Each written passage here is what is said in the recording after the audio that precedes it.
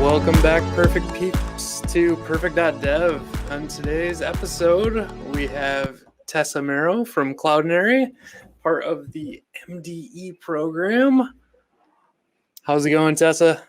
I am doing very well. I had my lunch. I had a lot of coffee, and I'm good to go. So how did the jelly bean contest go? I know you had a dev avocado situation going there. Yeah, so a friend of mine who's also a developer advocate at Amazon was talking about really spicy jelly beans that nobody can handle. And I'm like, challenge me. I'm very competitive with everything, everywhere. And yeah, we ended up recording it all. It's on YouTube. It's pretty embarrassing. There's like nothing exciting to see except us sweating with our eyes watering and full of regrets. But it wore off pretty quickly. You're still vertical. You didn't die, so it must not have been too bad. It was fun. So yeah, let's get to know you a little bit. You grew up in Washington, is that correct? Yeah, I lived here my whole life. I was born in California. My dad lived in Korea and met someone there and brought her to the U.S. and she wanted to live in weather similar to South Korea. And that's how I ended up here in the Seattle area. And I've been here my whole life. So have you always wanted to kind of get into the tech side of things, or did you happen to stumble upon that kind of throughout your course of schooling? I've always been in tech. Growing up with a Korean mother, you were not allowed to go out anywhere or hang out with friends outside of your home. So my only options was being on a computer. So I've always used a computer. My dad was a computer engineer, still is. And we used to build computers together. And that's all he talked about was computers with me every day. So it's just ingrained in my mind. Very cool. So I noticed like even early on, like you were evangelizing tech and building up like communities and teaching and stuff like that. So did your dad just kind of like embed that into your DNA at some point and it kind of took off for you? He's more of a like 8 to 5 type of person. I kind of, went my own way and really enjoy just teaching and being highly involved. I just have this endless energy. And I've always been like this, even in high school or junior high school. I was just involved in every possible activity, every sport, lots of different clubs, and it just never ends. And I'm always helping others and teaching others. Very cool. So I know like you're from Korea, you travel like a lot. Is it mostly Yeah, true. Sorry. I'm a first generation Korean. First off the boat or fresh off the boat. I think that's right. the ABC thing. Yeah. So all of your travels, I always hear you traveling, you're going somewhere. Is it mostly for fun? Is it for the job? Oh, I try to do a good mix of it, but since 2011, I've been, traveling. I started out going to a business event in New York City, and I've been addicted since, like going to one conference, and then I'm just like, I need more, because I got so many business connections from one event. And that one event introduced me to a group of developers that convinced me to start contributing to an open source project, which led to 5 years being part of that project. And it really helped jumpstart my career during my contributions to the free and open source project, specifically Joomla. I ended up becoming, I started as a bug tester, and then I was in a lot of different teams, working my way up.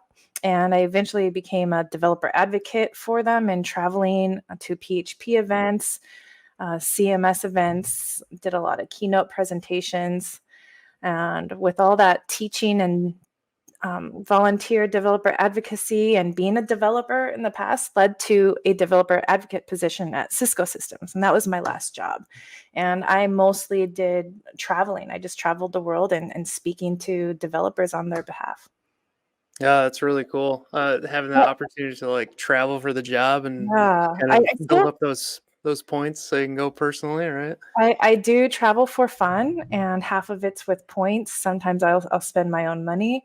I try to take a trip every 1 to 2 months, whether it's a weekend trip or a couple days or a week. Sometimes I'll work remote there.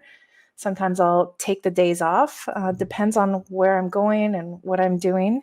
But my favorite thing in travel, I'm not much of a sightseer. I don't like have all these, I don't make any plans and do all these things. I like to find a nice evening restaurant to go to and then find a nice bar to go afterwards. And that's all I do.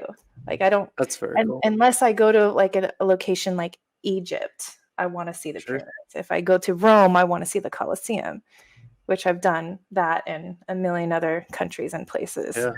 You always have to see those key sites, right? Kind These of, sites, that's all I yeah. care about. Yeah, exactly. Very cool.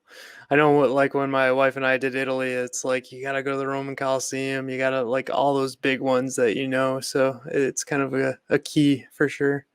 Definitely. So you're at Cisco and you're kind of doing the dev advocacy thing. So how did you get started at Cloudinary? Did they reach out to you? How did that go down? So I haven't had to apply for jobs for quite a while now. It all started with well, of course, I loved my job at Cisco. Everything was going well, but then I got reached out by the big five companies, a couple of them during that time, and was interviewing through that. And I started telling a few people in my network about my interview process and how much I'm studying for them and everything. And one of my mentors, I always have you always have to have mentors, Right. right? Like to move up. Uh, and a mentor in my business network, and he's like, "Hey, I know someone looking for a developer advocate at a smaller company."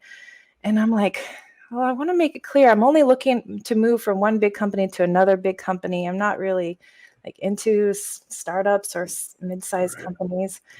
And but you know what? I have a rule in life. I always just check out opportunities, and because you never know.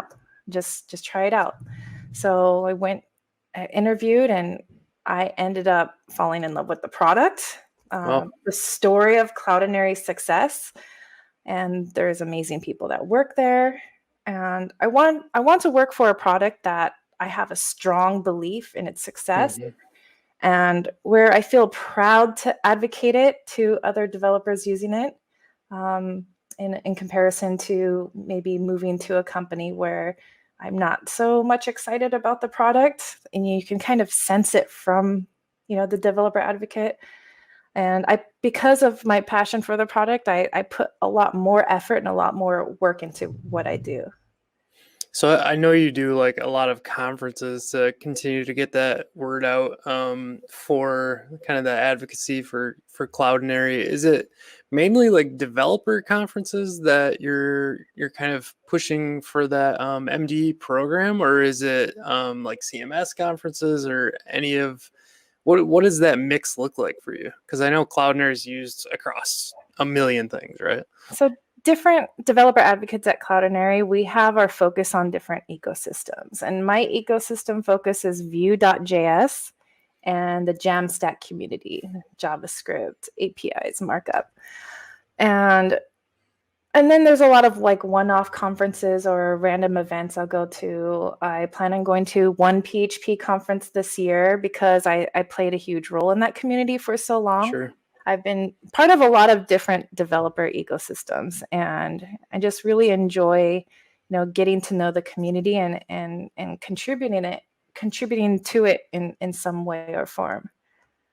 Yeah, you talked about like the networking piece at conferences. I find that to be like the biggest part of conference going, honestly. Like you can finally meet face to face with someone maybe you're working on an open source project on. Maybe that's kind of your kind of shoe in. And that's actually what got me into the MDE program. We actually met up at Refactor Tech, and you just stood up and said, "Hey, we're looking for MDEs." And I started like, "What is this? What's it all about?" And then I realized like I'm already using Cloudinary. Why wouldn't I want to be a part of their story and their development experience? And so that's kind of what got me into the MD program. And I can imagine all the conferences that you go to, like people see the product and they're amazed by it, and then just having this strong community surrounding it, it's kind of phenomenal. So I know I could be wrong on this, but I believe you fully took over like the MD program. You're now managing the Yes. program. So a few months ago, I was asked to take over the Media Developer Experts program, MDE for short, Yep. and help with its new strategy and growth. And it's been a bulk of my job. And I'm probably going to cut down travel just a little bit throughout this year to focus on really focusing on the growth of that. And I'm actually very excited about it. And in fact, on the next couple weeks, I'll be presenting to the entire company my whole strategy plan. I have it all written down, but it's more fun to see an actual presentation in a visual form, so Yeah, people for can sure. soak it in a lot better. And the plan is to double the growth of the program every year to match the growth of Cloudinary. Cloudinary has been growing, double the size in like every 1-2 years. It's quite amazing. And with this growth plan, it's going to be both beneficial for the developers in these ecosystems and for a company. It's like a win-win both ways. And people who are listening probably haven't heard of the Media Developer Experts Program. It's not really about advocating Cloudinary API in any way. It's advocating media. Uh, Yep. we're currently a group of 31 MDEs. Anyone can apply to be part of the program. And I go through applications and interview and actually and talk to people and go through their work history and their contributions to developer communities and see how they're involved.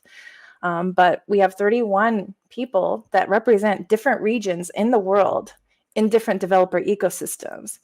The MDE program is a global initiative for developer influencers or developers who are just passionate about learning, passionate about growing, and sharing their expertise in rich media technology or rich media management, anything media related. If they are involved with Gatsby or Angular.js, anything involved with talking more about media. Maybe they talk about accessibility or just any kind of topic, any kind of passion area they have, as long as they have like a mention of media, so people, are aware of what all you can do with it. Right. So these developers, they build their brand as media experts within their ecosystem, and they advance the technology adoption of rich media. And it's all supported by Cloudinary, whether it's monetary. Sometimes we'll pay for selected individuals' travel to events, sponsoring their events. Maybe they organize their own meetups or conferences. We support them with resources, whether they need training, whether they need mentoring, or just simply connecting them with people in the whole developer network. Yeah, that's Um, very cool. and we all work together towards a common goal where we're fostering a community of media technology professionals around the world. Yeah, that's one of the biggest things that attracted me to the MDE program. I'm constantly looking, to build up the development community, and within it, if you're not dealing with media in some way, shape, or form on the web, like I don't know what you're doing exactly because you're typically dealing with at least images, but these days probably more video type based setup. So it's pretty cool to see that. I was actually going to pop open real quick for those on the podcast. I was going to show my screen and show kind of all the SDKs that exist. Let's see Yeah. if I can do this here. So this is the main page of Cloudinary for those who haven't been on, and it has like image management, video management, digital asset management. One of the crazy parts, though, is all of the SDKs that actually, oops, I was in the Angular one here. Let me bounce out. So these are all the different SDKs. So just to rattle off the list a little bit here, maybe I need to make this a smidge bigger. So Ruby on Rails, PHP, Node.js, Java.net, like that's all the backend type of SDKs. The client side ones, anything JavaScript based, right? So React, Angular, jQuery, Vue.js, they're all going to work, plus mobile SDK. So one of the questions I actually had for you, Tessa, is, and maybe you don't know this, I don't know, I'm kind of putting you on the spot. How big is the staff that keeps all these SDKs going? Is it large within Oh, Cloudinary? Is the open source side huge? What's that look it's like? it's not open source, and I Yep. know we have an SDK team that are responsible for managing that, and that's what they do. That's their full-time job all day, every day. They're working really hard right now. They just so as like a beta test of they're actually rewriting all of the SDKs. And Wow. they just rewrote the PHP one and called it PHP 2.0 SDK, and put that out there as like a test to see, how developers react to it, if people are updating their code, or if they plan to just keep it how it is.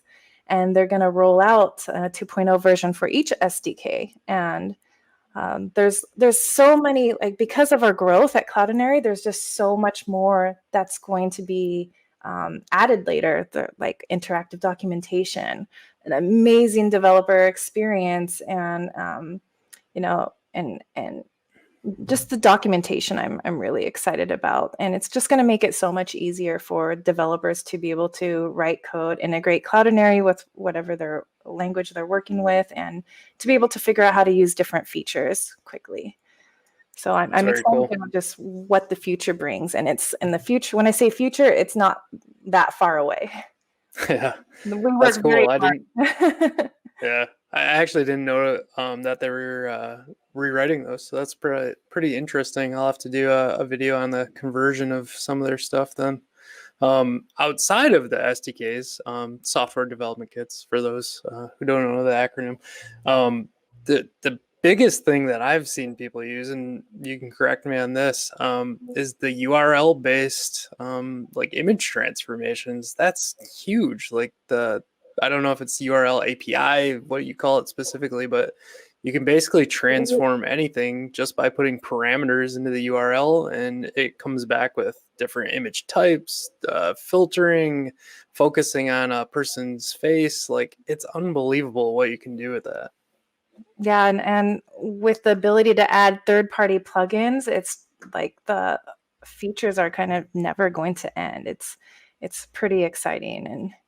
And with also our plans of, you know, doing more, having more like use cases. One of these days, we'd like to have like more use cases on our website, and to just show like a lot of different problems you can solve using Cloudinary. Sure. Yeah, I've seen even like large scale applications from Adobe with their AEM product and their their digital asset management. Um, People have switched over to Cloudinary because it's just the ease of use for doing like transformations and Yeah. everything else. It's so powerful, but yet so simple that it just makes sense for everybody, right? And I think the pricing that comes along with that, it hits a sweet spot across the board, from MVP startups all the way through. I don't know if Nike's in there or one of those Yes, large it is. companies. Um, for that whole gamut, I mean, it just makes sense financially. So it's an awesome, awesome product. One thing that really attracted me to working for Cloudinary is they have the global market share on media management. And, we just have so many features that, other competitors or other similar tools wouldn't have. I haven't tried other similar tools, but that's as far as I know, because we have over 590,000 customers right now. And the daily growth is just insane to me. We have like all the big name companies: Nike, Under Armour, Wired, Lululemon, Whole Foods, and like every day there's another big company that's being added on. And it's like, to me, that's like obvious what the best option is for your media needs on your applications. Yeah. Speaking of that, like, one of my questions was, do you know of any direct competitors? The only thing I can ever find is like Image Kit. Is there Uh, eh, something? the only competitor that we kind of see as a competitor is Hmm. Image X, but a majority, if you ask everyone at Cloudinary, some would say no, we don't really think of them as a competitor. And then some will say, yeah, somewhat. It's just, different. I think it's really based on, what your media needs are. But Right. Cloudinary just has so much that you can do. And 50% of our customers are e-commerce customers. So if you're running e-commerce websites, like this is definitely the best option. Oh, that's really interesting statistic. I didn't realize that. That's pretty cool. Yeah, I mean, I've worked at larger companies and worked on apps for them, and it's painful to try to do all the image manipulations, to set up like an AWS S3 bucket on top of image manipulation. To like, there's just so much that Cloudinary does for such a cheap price too. That's why I use it on Mhm. my site. Yeah, we It's make it free for anyone to use. It's when you need to use a lot of image transformations and yeah. you need to use a lot of resources. That's when you start having to pay a monthly fee. Yeah, it's pretty cool. I'd love to pull in next time maybe some of the like people working on the SDKs or kind of the back end folks. I'd just love to hear the stories on how the product came to be and put that together, I guess. So very cool. Yeah, Um, I got to hear the story from our CEO right when I got onboarded, starting at the company, and it started as a consulting company, and where they created a media API just to solve like a business problem, and then it got to the point where so many companies were needing a similar tool because there wasn't anything out there, right. and then it just turned into a company that where the growth was just nonstop. Well, he definitely told the story much better than I did, but that's my 5-second story of a very long version. We're gonna have to pull them in It's sometime so we can hear the whole story. it's a beautiful story. Very cool. That happens all the time. It's like how Slack started, how Twitter started, the whole bit. So it's pretty cool. Do you have any last minute thoughts on MDE Cloudinary before we get into our Um, crazy questions? I guess if you are interested in becoming a media expert or representing media in whatever developer ecosystem you are in, feel free to apply to the Media Developer Experts program, and we'll help you leverage your career and your personal brand. Very cool. I'll put the link in that for the application and the details for both the podcast and YouTube. So Sounds awesome. good.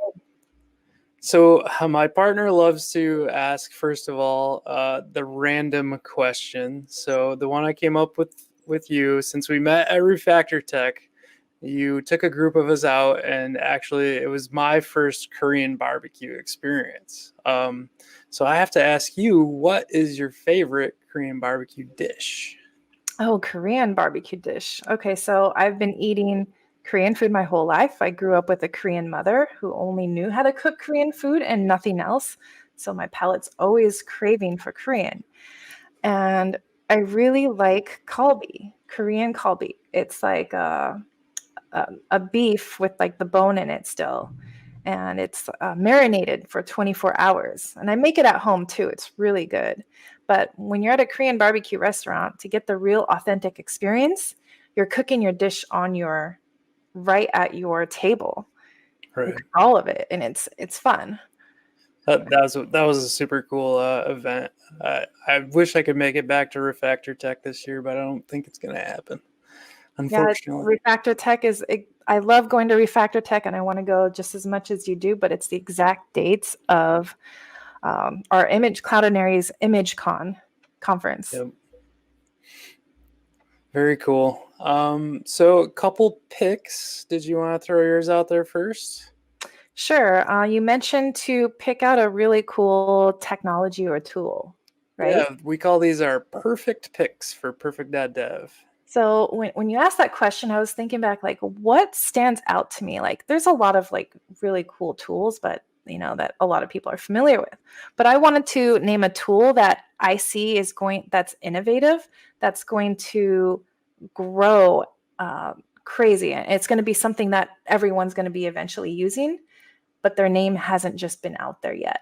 But Yep. I met the founder of StackBit. It's stackbits.com. I met the CEO and who's also the co-founder, at a Jamstack conference. I mean, a Jamstack meetup in San Francisco. Like StackBit is like, I would think of it as a CMS wouldn't be the word for it, but I think of it as a CMS where, but it's all like Jamstack style. If you haven't heard of Jamstack, JavaScript, APIs, markup, it's a modern web development architecture based on client-side JavaScript, APIs, markup.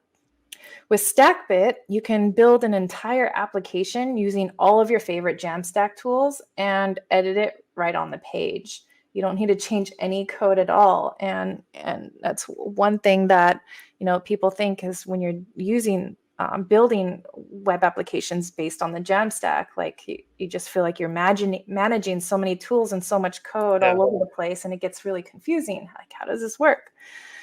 So the process for using StackBit is so simple and so basic. You just log in, you select your theme, and then you select your static site generator. Then, like, for example, Hugo, Gatsby, all the popular ones. Then you select your CMS, which when I say CMS, I mean a headless CMS that's API driven, like the popular ones, Contentful, Sanity, Netlify CMS. And then you choose your deployment tool because it has to go somewhere after you launch it, right? So it deploys to GitHub and to Netlify. And of course, there's plenty of different developer tools for options. And if they don't have an option there, like I mentioned an option, I can't remember what it was. And they're like, oh, yeah, I mentioned Airtables. I'm like, what would be really cool is if you have Airtables API integration so I can, use data that's coming from there. Oh, it might have been someone else. I can't remember. But they think about it and they consider it and they do their research. Like they actually listen to customers, like Cloudinary does. We listen to our developers, we listen to our customers and what their needs are. And that's really important. I think if you're part of that Jamstack story, like Cloudinary is and StackBit is, like you have to listen to your customers. Otherwise, you're going to lose out. So it's hugely important. I actually, in the last podcast, it isn't released yet, but I actually put StackBit just because we're covering Angular's new Scully IO or Scully. It's their new static. What's that? Oh, you mentioned StackBit before? Yeah, but just in the kind of passing because I want to see Scully for Angular come up on there. It'll be the first Angular product for it. So talking to Aaron Frost last time, I was like, oh yeah, it needs to get on StackBit. So very cool. 100% same thought. StackBit is a cool product for sure with Sanity backend. Yeah, they have a Sanity integration. Which leads perfectly into my pick, which is the asset source for Cloudinary Insanity. Ooh. If I could learn how to share my screen again. There we go. So it's really neat. There's a couple of videos out there on how to exactly do this. I haven't gone down this whole road yet. The reason I haven't dove into this, I actually use Cloudinary as kind of a reference point in Gatsby, and so I take and hit like I think it's a 30 pixel wide image for my URL, and I pull that in, and then once it loads, it loads up like 20 source set images, and based on what device, whether you're on mobile or desktop or like even my Mac, it's got a 2 for the pixel ratio, right? So it's a really large resolution image that comes back. So I just use the URL, but what they've got set up now is that you can take and grab Cloudinary, but it actually pulls the full image in, and I'm not quite ready to commit to like doubling my storage locations, right? Because I'd have that on Sanity as stored image and on Cloudinary, and I'm like, I don't want double management and all that stuff. And for the listeners, to like make it super simple sounding, you're taking one image and you're transforming the same image over and over again for different device sizes. So you're not, adding extra storage space. There's still developers out there that are taking, 15 separate images of the same image of different sizes and just taking up so much space. It's all Yeah, about it's just nuts. optimizing and making it faster. Yeah, for sure. It all pushes out your CDN, right? So on the sanity side, just to finish up that thought, so they have built it in a way that you can kind of hook into their API piece. So in the future, you'll be able to bring up Cloudinary, select it, and then I can just use the image URL from there on out and get all my fun transformations and source sets then. So it's very cool. Well, any parting thoughts, Tessa? That is it. Awesome. Well, thanks for so much for coming on Perfect.dev, and we look forward to having you back on soon, I hope. Yeah, and thank you so much for your time. Anytime. I love being on podcasts. Thanks again for watching Perfect.dev. We also host a podcast on Perfect.dev. This feeds out to iTunes, Breaker, Google Podcasts, Overcast.fm, Pocket Casts, Radio Public, Spotify, and Stitcher. We hope to see you next time. Thanks for watching Perfect.dev.